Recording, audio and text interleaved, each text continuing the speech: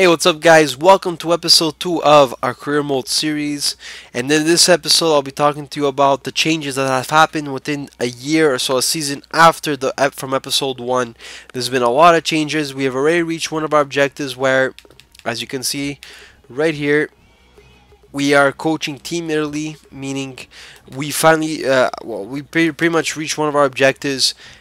We did win the World Cup with Italy, which is fascinating. And what I'll do, guys, is all the youth project that I'm going to be implementing with Milan, the Italian project, I'm also going to be doing it with Italy, in a sense that they're also going to be playing for Italy. So it's going to turn out to be a nice cycle of both playing with Milan and Italy. It's going to be incredible, guys. So yes, here we're fighting. We're in the group stage 4, the Euro Cup. If we go look at Milan's team right now, well, first of all, I'm going to show you the formation. We are playing with a 4-3-1-2. I decided to do that over the 4-2-3-1 because it really fit the players that I had. I mean, I have Saponara, Insigne, so it really fit. I know Sharawi is a winger, but I do prefer him as a striker, and he's been growing as a striker as well, so he's been doing very good. So if we just go look at our current team right now, you're gonna see a major difference. Alright, you could tell right now from episode 1 to now that there's already, you look at this list compared to episode 1, this is a whole younger team. There's no Montari, there's no Matri, there's no Pazzini, there's no Bonera, there's no Abbiati. You're gonna see this is what I call a youth team.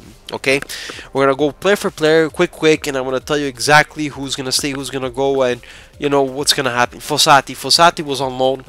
He did pretty good. He grew as a player. He's an over 71 overall. I'm actually playing him right now, just so he can gain a bit of experience. Sadly, I wasn't able to loan him out for the second time. Luka Diadic, we're gonna keep him on the team so far. He's not an Italian player, however, he's a good backup for Mattia De Sciglio for now until we actually do sign. Maybe like Nicola Muru or someone like that along the lines. Komi grew as well. Loaned them out. He's back now. I don't know if he's gonna get a few a bit of gameplay. We'll see. Rodrigo Alai, I don't see him staying, guys. We have too many center backs. I don't expect him to stay here in the future. Udumadi, the Nigerian, another good player, but will he fit in the formation? I don't think so, guys, unless I decide to do a reserve team, in a sense where I have a backup team like a 4-2-3-1, and this guy will most probably fit in my backup team with a guy like Niang, which I'll get to soon. Nocerino, he's like the only players that stayed. He's pretty good in the game, actually, but with all the midfielders we're signing and getting and what we currently have, I don't expect him to stay for much while for the rest of the time.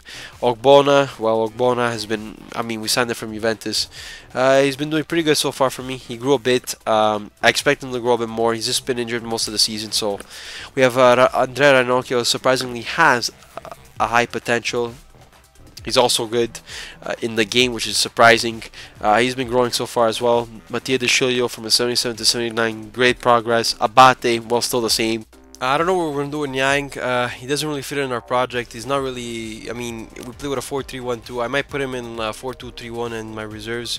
We have Constant, the best left back in Serie A. Nothing really much to say about him. I guess we're just going to keep him there. Balotelli, the best player so far, from an 84 to an 89 overall. I think it's going to be hard to negotiate his contract. But guys, the best player so far. Verratti, we did replace him with Montolivo, so I mean, that's about it, I guess. Jorginho, well, Jorginho, I'm happy that EA actually made him into an Italian. They actually updated him. Andrea Poli, I mean, what's there to say, guys? I loaned him out. He's back now. He grew a bit. We're going to play him a bit more. Gabriel, he's just going to be a backup goalie. I mean, nothing really much to say about Gabriel. We did really get rid of Abbiati, so it's going to be good. Alessio Romagnoli, we got him from Roma, from one of our global network transfer scouts. That's pretty interesting. Simic, well, Simic, I mean, guys, he's not really that good, so I'm really going to get rid of him. Saponara is going to be a good substitute for Insigne. In fact, I loaned him out, and he did grow. Cristante, that's a tough one, guys. I really don't know what I'm going to do with him. If he stays or if he's going to go. Sorry about that. Vergara, I don't know, man. We have already a lot of Italian center backs, and I'm planning to sign more, especially that we were even signed Romagnoli. It's gonna be a tough one, guys. I just don't. I don't see Vergara staying. I really don't. Lorenzo Insigne, well, I mean, he did play at Napoli. Yeah, he did pretty good there. but I'm pretty sure he's going to grow with us. Mattia Destro, well, we replaced Matri and Pazzini. Um, I mean, right there you can tell the difference between a young player and an old player. But I'm happy that we signed them from Roma. And I think, yeah, please. I think may have put him for early. And then here's Nicola Yali, guys. One of the best keepers for sure in the future. Alright guys, so I just want to show you now the second part of our episode, the Global Transfer Network, where we are scouting all the talents. Now, we're talking about talents in Italy, so this is going to be interesting. With our 5-star skill and 5-star experience scout, as you can see right here. Matteo Bianchetti, who I think was loaned out to Spezia. He plays for Italy's U21, plays for Hellas Verona. Already, right there, you look at this and you're like, wow, EA actually knows, like, I mean, they actually made this turn out really good, man. Just look at these stunts. Riccardo Importa, another great player. Tin Jedvaj, one of the best upcoming center backs in the world, playing for Roma. Daniele Ragazzu, I mean, guys, the list goes on. Okay, well, OB, we already know him. Nicolas Lopez. Wow, just look at this. Mattia Aramu. Oh, really? Who would have? I didn't see him on the list last time.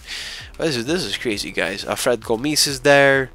Look at Luca Greco, Samuele Longo, who I mentioned before. Guys, this is great stuff, guys. Domenico Berardi. This guy was unknown until last year, guys. I mean, this is ridiculous. Lorenzo Tassi, the proclaimed next Roberto Baggio. You guys should go see what he's doing with Inter's Primavera. A great time. I mean, the way I mean, this is crazy, guys. This Marco Benassi, Simone Scuffet, guys. Simone Scuffet. This guy is an unknown. Nobody knows who he is, but apparently he's in the game. That's what. It's ridiculous. He plays for Italy's U17. I don't know how high his potential is, but this is crazy, guys. Nicola Muru, another player that not many people know. Antonio Rozzi, who plays for Italy's U21. He plays for Madrid's youth team. Setak Metsed, who plays for Genoa. He had more goals. Yeah, he actually has Ghanaian descent, but he's Italian in the game. I think he had more goals than appearances. That's why he actually scored. He actually scored 2 goals with Genoa senior team not too long ago. Francesco Varano. I mean, guys, this is just ridiculous, guys. This is amazing stuff. And whenever you want to build a youth team, guys, you need a scout like this. Now, speaking about scouts and speaking about a little few, I want to clarify a little thing here. This, once again, is a video meant to show Milan how to actually create a youth squad, and you saw the difference from episode 1 to episode 2. And the point I'm trying to make here is that you need scouts, and they have scouts, but you really need to build this global network of scouts, and I think they do. They have like 150 schools worldwide, youth schools, and you know what? They have the talents. Now they've been doing that. They got this part correct. They have the scout. They do scout the players, like the way they signed Mastur and how they have Michael Fabbro. I mean, they were able to get Cristante, and you know, they're still signing talents here and there. But the point here is, guys, this point is not good. Now, part 3 of episode 3 is gonna be on the youth academy, meaning these are gonna be unknown talents. These are gonna be talents that what Milan is actually struggling to do, which I'll explain in the next episode. But yeah, guys, this is the next step of always building a youth squad. The first step was to, of course, the rebuilding process of getting rid of your old players, your Matris, your Pazzinis, your players that are not useful, and getting players like your Lorenzo Tassis, your Jorginhos, and you build upon a team like that, and you get a scout like I mentioned here, who in the game has 5-star experience and 5-star judgment, who's able to scout these players and who's able to recommend you players that fit your team and fit what you're looking for. Anyways, guys, thanks for watching this episode. Don't forget to subscribe, like us on Facebook, and like us on Twitter. And until next time, guys, peace.